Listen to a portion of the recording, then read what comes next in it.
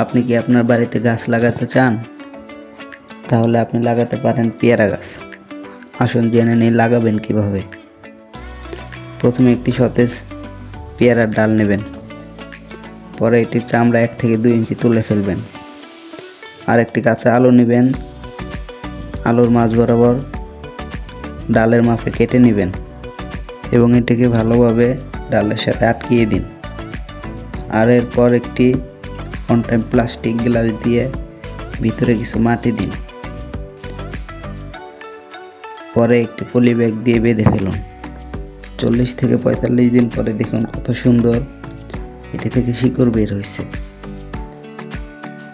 এখন এটাকে একটি টবে লাগান আর অবস্থা বুঝে পানি দিন। 5 থেকে 6 মাস পরে গাছে দেখবেন আপনার শখের পেয়ারা।